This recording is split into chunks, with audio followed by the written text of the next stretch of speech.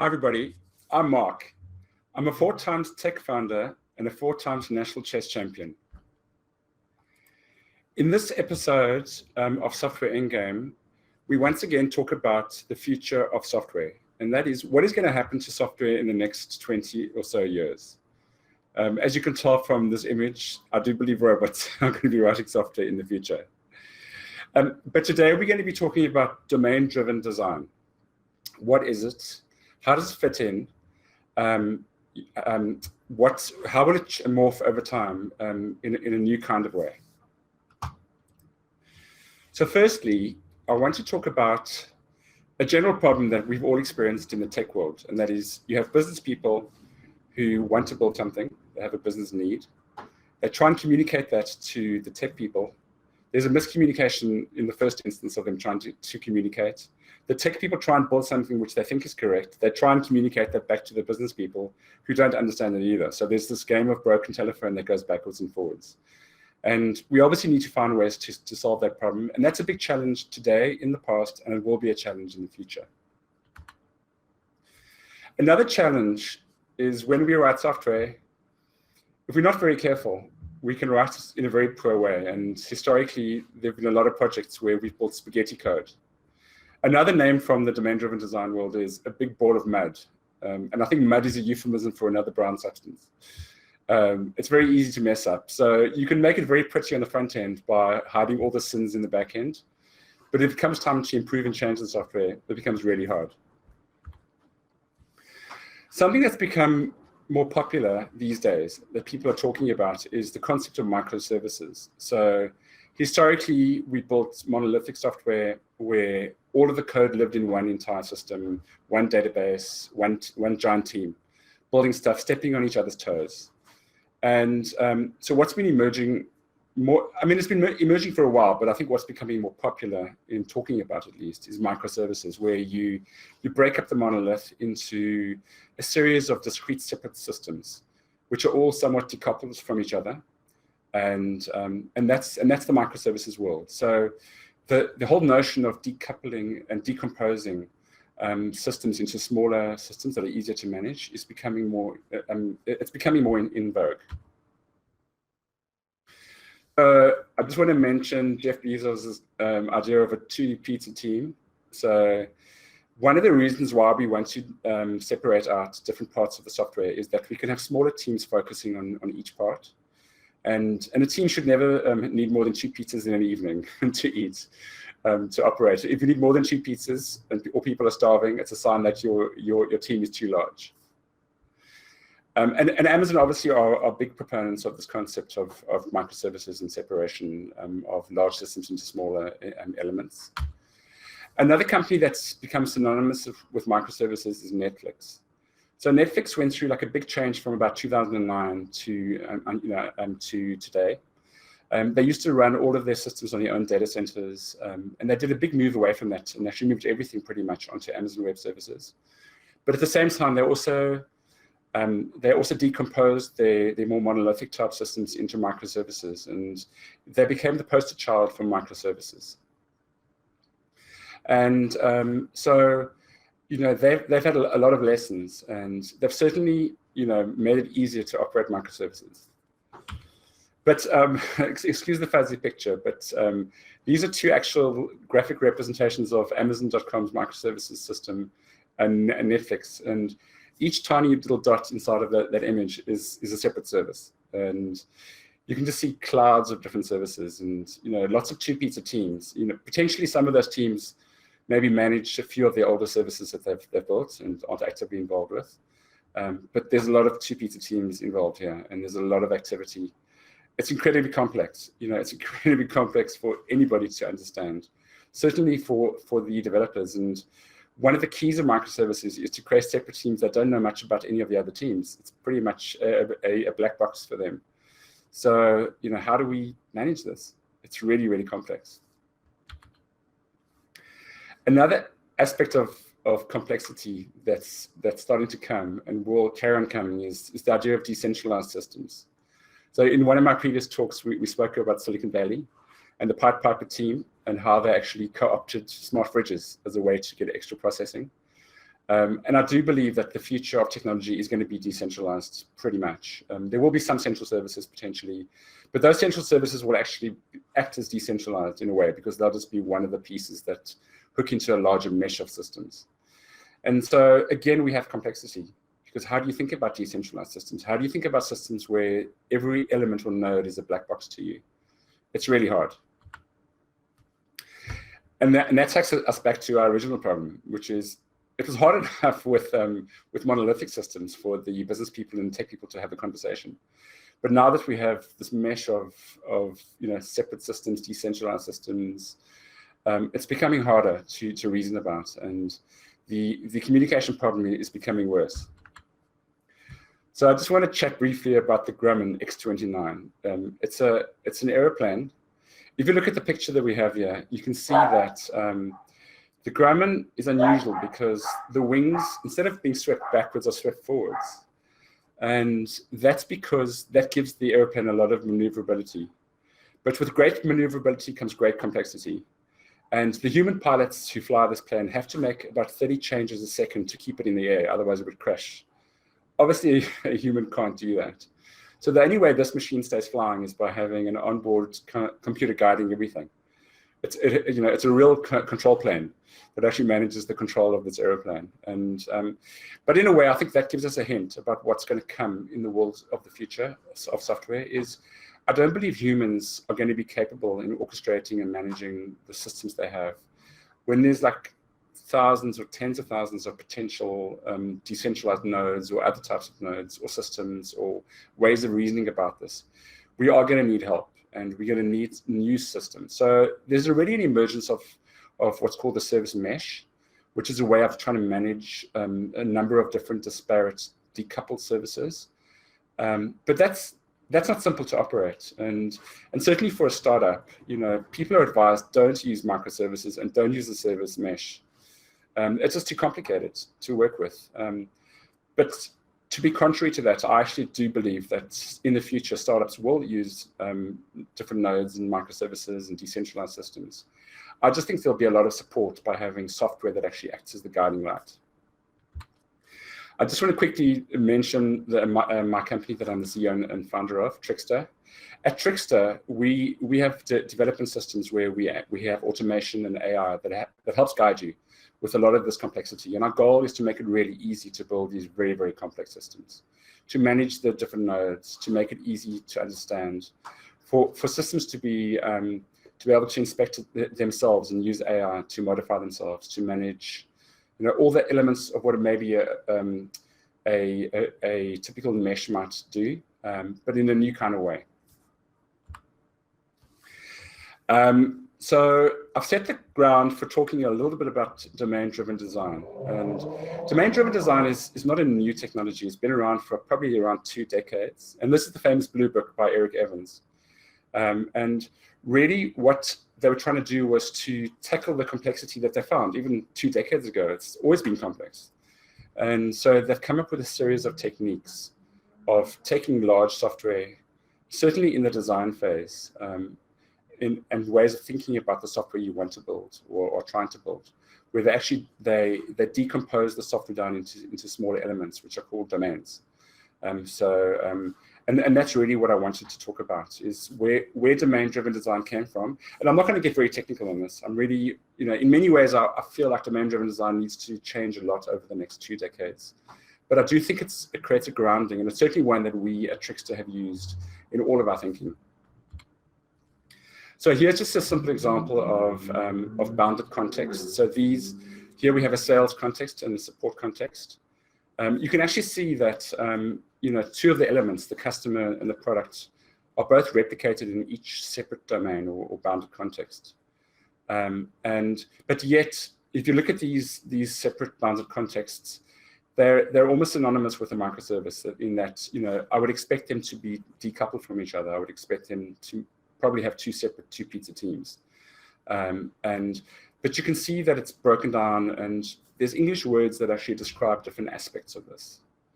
And that's a key element, is that we actually still use language to describe this, and yet we take that language and we then actually create abstractions and different domains or contexts around that. So when you're working with domain-driven design, how do you define what would be a bounded context? How do you figure out the boundary? Well, each separate element within the larger organization where you're building software would have its own language, where the domain experts within that particular element or sub-element of the broader business would know that they were talking about a very specific thing, and they would have their own language and terms that they would use. And so software developers should use the same language, because that way they can keep in sync when they communicate with each other. So you might have one group that's building front ends and they talk about a client, and you might have another group that sells widgets and they talk about a client. It's not the same client. So each bounded context has its own language. And again, we come back to English and ways of describing the information. Another more recent aspect of domain-driven design, and domain-driven design is a living system. It keeps changing and the new pieces keep being added. And so one element that's come in, is event storming. And when we look at modern software and software that uses microservices and is decoupled, we need to find ways for the different microservices or contexts to communicate with each other. And it's not good for them to call each other, because then they're actually creating dependencies upon one another. So event-driven systems are the key of software, in my humble opinion. And I believe software in the future will be all event-driven. It'll be too complex to be anything else. Otherwise, it'll just snarl up with incredible complexity. So in this example over here, you see a whiteboard and a series of sticky notes. And really what had happened was a bunch of people, maybe some techies, some business people, they started looking at a certain context, and maybe it was the accounting service. And they said, well, we need to add items to ledger. We need to add a journal entry. We need to do a debt collection trigger. And each of those actions, or basically the events in the system, are then just written on a sticky note stuck on the wall. And then based on that, we can start bringing them into the system. So you can have a bounded context. You can have different people maybe executing on those. So you could have roles. You could have all this activity defined within the bounded context. And once again, we have words. And so there's a very strong semantic element in how we think about describing software from the perspective of the business people, and how the devs and technical people pick up on that and then execute in building out the code base. In the software of the future, I believe that AI and robot coders are going to be writing a lot of the code in the future. Automation will do a lot. And so I do think that it's not just a human problem. The AI needs to be able to pick up on the semantics and that the business people are trying to push out. And that's part of what we're actually trying to do at Trixta. So one of the projects that we've been working with at Trixta is GPT-3 and natural language processing.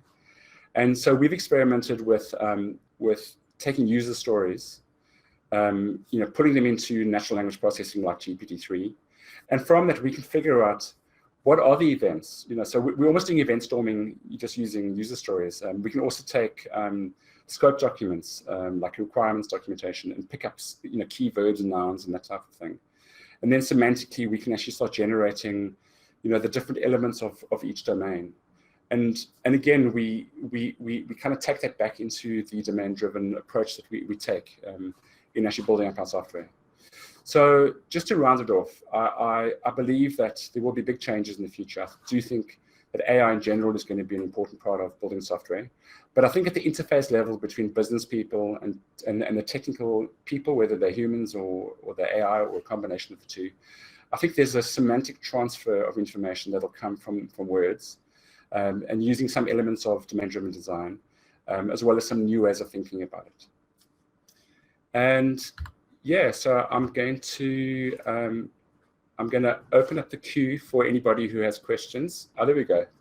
Barry is my usual suspect to come in and ask questions.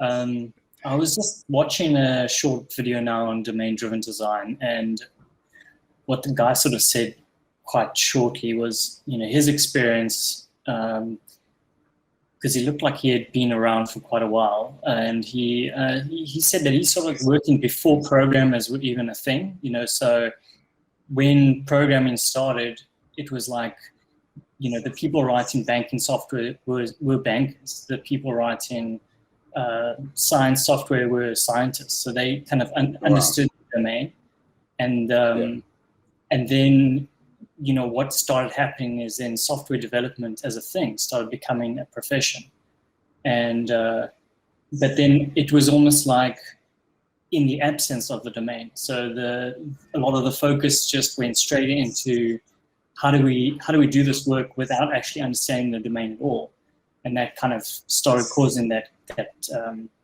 cavern, as he sort of put it, and it made a lot of sense. And I guess then what that meant is that people needed to get better at describing stories and descriptions and that sort of thing. But this cavern still exists between the two. And there's been a lot of development on the software developer side. Yeah, that's interesting. Not really any specific question there, but... Yeah, I mean, I think in a way that, I mean, I'm sure in those days, well, software wasn't that big as it is now. So you wouldn't have to build such giant pieces. So I'm sure it was all monolithic. Pretty much. I mean, there are ways of creating I mean, you can still write monolithic software and kind of create separation between things and do modules and stuff. So maybe there were better ways of programming than other ways. Maybe there was, maybe you didn't have to write spaghetti code to build software. Maybe there were good techniques. And I mean, also there was functional code even in the old days, I guess, with certain systems. And so like, maybe it got harder over time. Maybe object orientation in some ways made things harder. It made it easy in some ways, but made it harder in others to keep things easy to understand.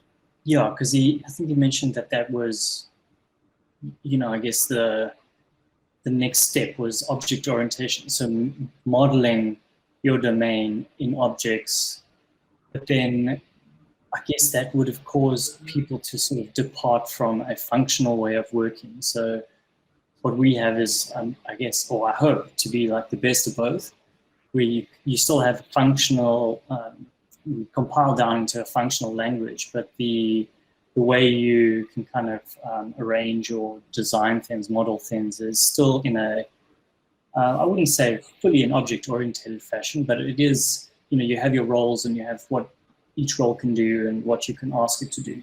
So in that way, there's a bit of a flavor. And I mean, I'm not surprised because that is my background. So functional programming was the last of the styles that I've learned, not the first. Right. So I've definitely come from that world and learned that discipline last. Cool. I see someone else is in the queue. I'm gonna. Yeah. So it's okay, great. Hey there, Dave. How are you doing? So I can't. Oh, no, I hear you. I'm going to do just a brief introduction and say that Dave is one of the original DDD people in the world. So he was there from day one, and he can tell us everything about DDD. And so Dave, feel free to offer any views you have. Yeah, I mean, I think I just wanted to say, what Barry mentioned about, software used to be built by the organizations that needed the software, and now we've become sort of this, profession and so forth. And one of the things I see a lot, even in organizations that use DDD a lot, is you still have the problem of software developers that don't understand the business. And I mean, I think, DDD provides a lot of tools for helping us try to, as software developers, learn what the business is and understand their, context and all that kind of stuff. But I've sort of over time become a advocate of, in addition to, DDD, in order to do it right, because, so much of it depends on communication. It's so intensely, human communication type of an activity. I really like the idea of making sure that developers have an opportunity to spend time in the actual business. So we had a chance to do some work for a big medical device company, pharmaceutical company, and it was a good example because we had a system to build. We were trying to use DDD. The words were hard. It was difficult for people to understand what the business folks were talking about, until the guy brought in a bunch of examples of the medical devices and set up a spine, hanging on a rack, and showed how pins and all the different pieces of medical device really related to the business. What did a surgery consist of? What is the inventory that we're all those kinds of things.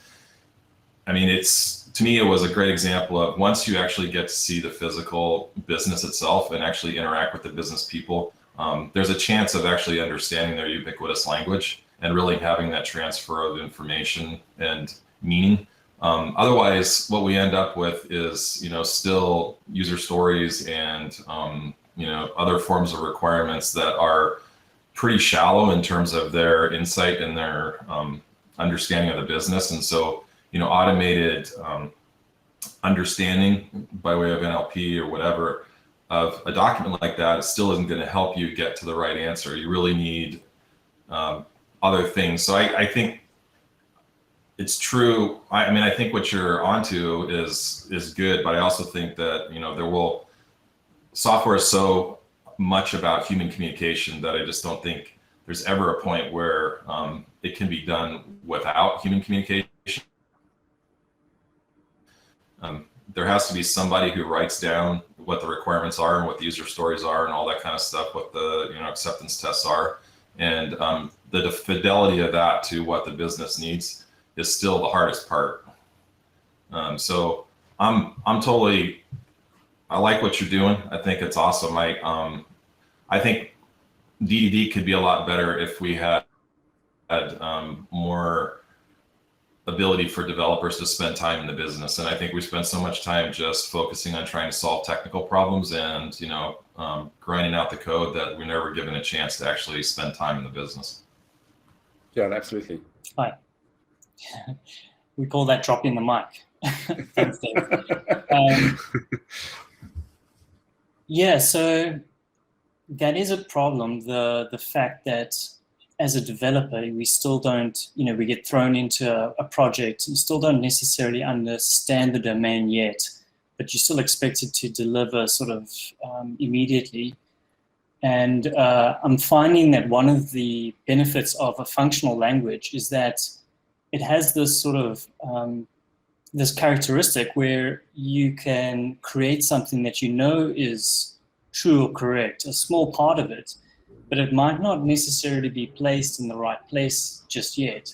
And that's okay. You almost have like this, you can defer that design or that arriving at the correct design to some extent, because you can move your, because functionally a piece works on its own in isolation, and you can kind of move that someplace else. So for example, you might understand half of your requirements, you might get the, let's say the data structure correct, but you might get the timing wrong. Maybe it's in the wrong context, or you might have the wrong roles in mind, or you might find that over time people discover that those roles change or something like that. So that piece of software that was built is still sort of reusable and can be moved across, I find, more easily in a functional language than it is in other ones. And so that's quite an exciting thing that I've seen in practice. Yeah, absolutely.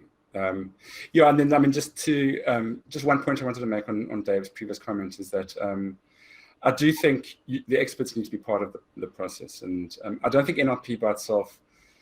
I think it needs to echo back to the business people actually, and give them more visual tools to kind of describe things. So instead of having a spine, you can kind of maybe define things in a system. And I think you still need developers to understand the context of the business. But I think by giving it to them in a form that's easier to digest, I think the talking points are easier and faster to get to, is what I'm hoping over time that we'll find. But yeah, I mean, I don't think it's going to be a quick thing before we move to AI doing everything. We're still a long way from general AI. Or general intelligence. So I think, but I do believe that there could be better tools that we do. I'm probably going to invite Dave back for a one-on-one interview at some point, because he is an expert in DDD, and I'm just curious to know how he's progressed with DDD over time, what new techniques he's added, has he dropped aspects of it, and I think it would be a very interesting chat in the future. Or David, you want to jump on now, you're welcome to. But I'll definitely be chatting to you further. Cool, thanks Barry. Anything else you want to raise? Loads to talk about, but I think I'll leave that for another time. No, I'm good for now. Thanks. Okay, cool. Okay, thanks then. And yeah, so I just wanted to thank our guest who came on today and chatted. And Barry, as many of you know, is he works with me at Trixta. He's the head of our product and the head of engineering. And Dave, as I mentioned a few times, is an expert. He's an OG in the DDD world. So I'm an OG in the non-DDD world. So I'll be keen to chat further about him. Thanks very much.